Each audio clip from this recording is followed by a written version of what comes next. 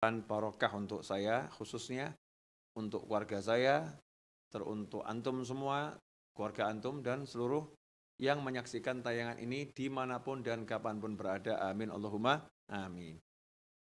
Dampak melupakan Bismillahirrahmanirrahim. Dampak melupakan basmalah.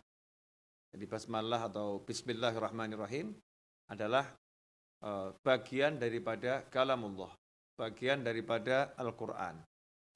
Al-Quran yang 30 juz itu diawali dengan surat Al-Fatihah, dan surat Al-Fatihah diawali dengan Bismillahirrahmanirrahim.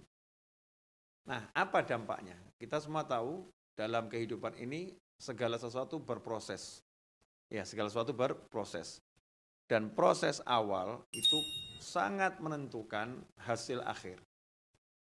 Ya, proses awal itu sangat menentukan hasil akhir. Sehingga orang-orang yang paham dalam setiap kegiatannya sangat memperhatikan proses awal. Contoh, seseorang yang akan menanam benih, maka proses awalnya adalah mengelola tanah. Seseorang yang akan membangun sebuah bangunan, proses awalnya adalah perbaikan tanah dan pondasi. Ya, seseorang yang akan melakukan kebajikan, maka dia harus mengetahui proses awalnya itu apa.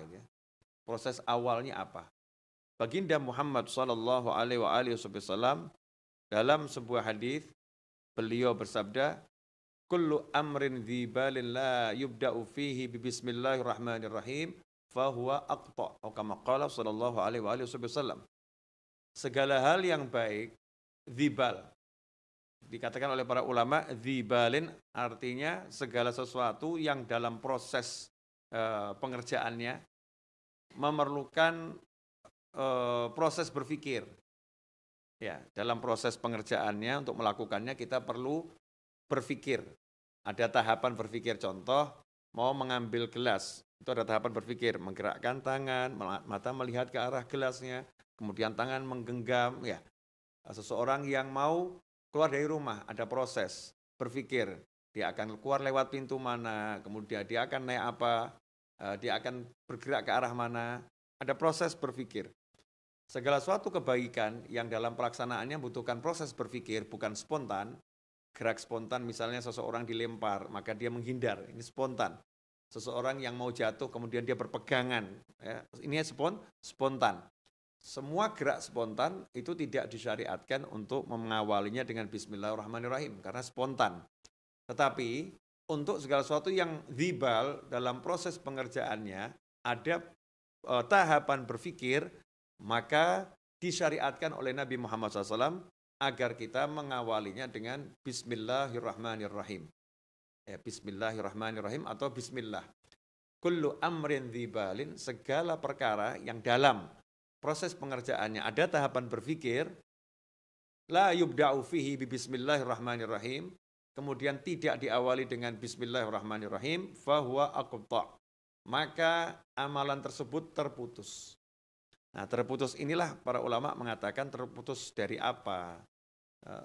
Ulama menjelaskan, diantaranya Syekh Mutawalli Asy-Sya'rawi dan para ulama yang lain radhiyallahu anhum ajma'in, terputus artinya saat mengerjakan itu dia putus hubungan dengan Allah Ta'ala. Karena dia tidak menghadirkan Allah, tidak mengingat Allah, dia melupakan Allah.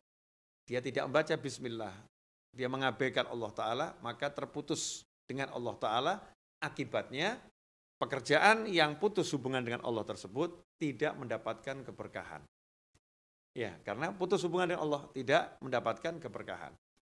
Nah, ini sangat berbahaya.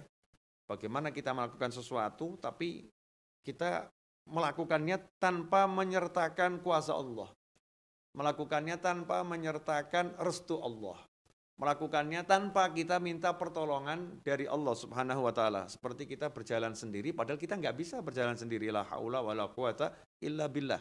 Kita melupakan Allah. Saat kita melupakan Allah, saat kita memutuskan hubungan dengan Allah Subhanahu wa Ta'ala, yang terjadi by system, ya, secara sistematis, maka yang namanya rahmat, yang namanya barokah itu nggak nyampe, putus.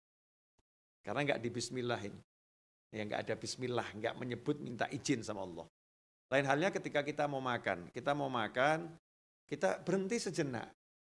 berhenti sejenak, nggak lama, berhenti sejenak, menghadirkan kuasa Allah, mengingat ya betapa semua adalah milik Allah Subhanahu wa taala.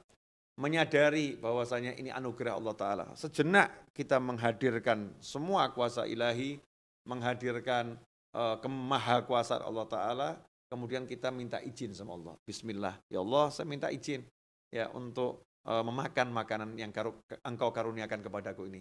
Saya minta izin ya Rabb ya untuk minum. Saya minta izin untuk menggunakan fasilitas yang ada di jagat raya ini. Saya minta izin ya Rabb untuk menggunakan semua karuniamu ini. Bismillah. Itu artinya minta izin kepada Allah SWT. Kemudian